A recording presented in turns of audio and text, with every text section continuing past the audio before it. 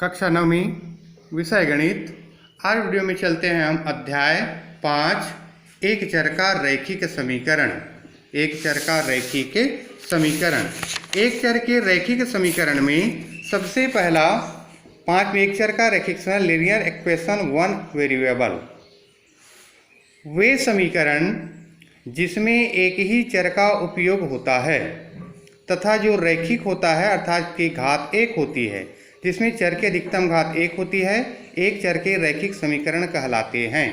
जैसे ax धन b बराबर 0, a not equal to 0, 3x धन 4 बराबर 0 या 4x ऋण 3 बराबर 2, तो इस तरह का समीकरण रैखिक समीकरण कहलाता है।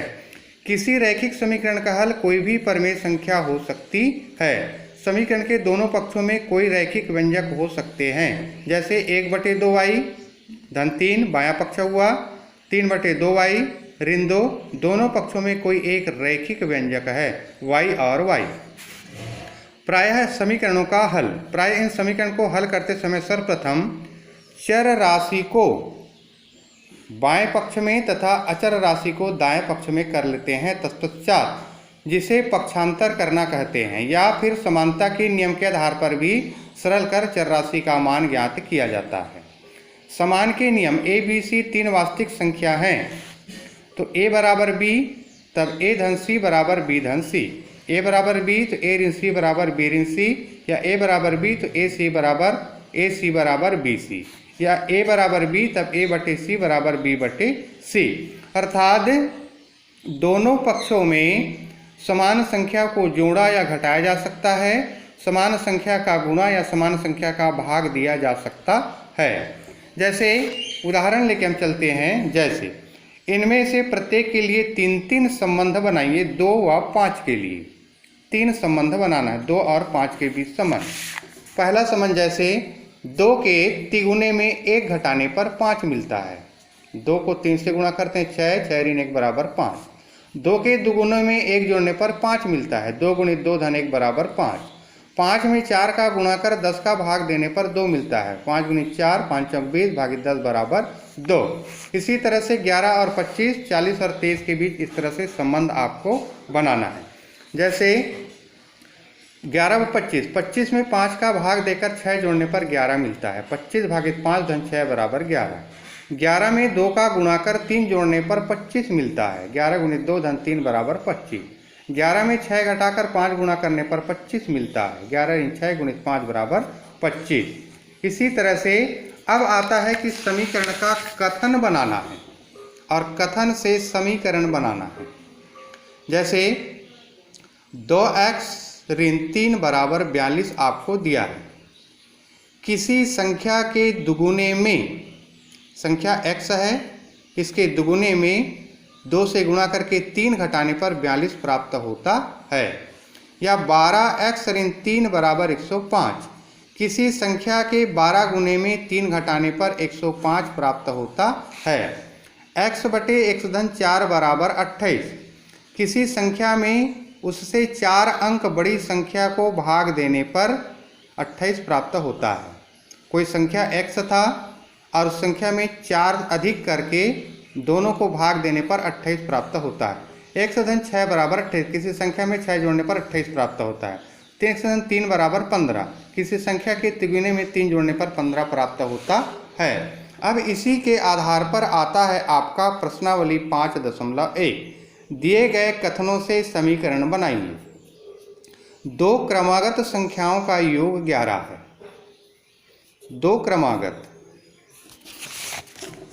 जैसे पहला संख्या x तो दूसरा हम मान लेते हैं 1 है, तो 1 में 1 जोड़ते हैं तो दूसरा प्राप्त होता है। तो 1 की जगह पर यदि x रखते हैं तो दूसरा होगा x धन 1 बराबर 11। तेजराम टिकेंद्र की आयु जो है तेजराम की आयु की दुगुनी है और दोनों के आयु का योगफल 30 है। तेजराम की आयु y वर्ष, टिकेंद्र की आयु तेजराम की आयु की दुगुनी है, तो टिकेंद्र की आयु 2y वर्ष है। दोनों के आयु का योग 30 है, तो y धन 2y बराबर 30। तीसरा क्वेश्चन है, एक त्रिभुज की एक भुजा दूसरे त्रिभुज की दुगुनी है, पहली भुजा तीसरी भुजा के बराबर है, भुजाओं का योग 40 है। माना दूसरी भुजा z इकाई है। तब प्रश्नानुसार पहली भुजा 2z होगी। पहली और तीसरी भुजा बराबर हैं, अर्थात तीसरी भुजा भी 2z होगी। भुजाओं का योग 40, तो 2z धन z धन 2z बराबर 40। माना आयत की लंबाई चौड़ाई x है। आयत की लंबाई जो है चौड़ाई से 3 मीटर अधिक है, तो आयत का परिमाप जो है 15 है। आपको समीकरण बताना है। आयत की चौड़ाई को x मानते हैं। प्रश्नानुसार लंबाई 3 अधिक मतलब x धन 3, आयत का परिमाप बराबर 2 गुणित लंबाई धन चौड़ाई। प्रश्नानुसार आयत का परिमाप 15 है, तो 15 बराबर 2 गुणित x धन 3 धन x बराबर 15। अगला है रमेश, दिनेश, सतीश के पास 2:3:4 के अनुपात में पेंसिल हैं। यदि पेंसिल की कुल संख्या 18 तो समीकरण बनाइए। पेंसिल का अनुपात 2:3:4 है। माना रमेश के पास 2x, दिनेश के पास 3x, सतीश के पास 4x। कुल पेंसिल 18 है, तो 2x धन 3x धन 4 बराबर 18। अब इसी में आगे आता है प्रश्न क्रमांक 2।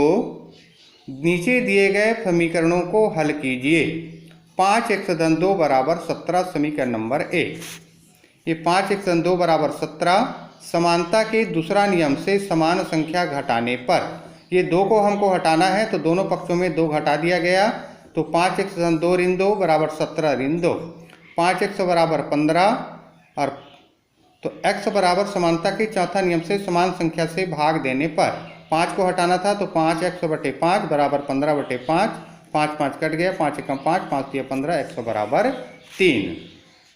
इसी तरह से अगला समीकरण जैसे तीसरा नंबर है 4x धन 8x बराबर 17x ऋण 9 ऋण 1। तीसरा नंबर 4x धन 8x बराबर 17x ऋण 9 ऋण 1। 8 और 4 दोनों समान हैं। 8 और 4 12x, 17x ऋण 9 और ऋण 1 ऋण 10। उसके बाद समानता के दूसरा नियम से समान संख्या घटाने पर या पक्षांतर करने पर 17 को हमको जैसे हटाना है, तो दोनों पक्षों में 17 घटाना है, तो 12x ऋण 17x बराबर 17x ऋण 10 ऋण 17 तो ऋण 5x बराबर ऋण 10। 5 को हटाना है, तो ऋण 5x/5 और ऋण 10/5, तो x बराबर 2। इस तरह से समीकरण आपको हल करना है।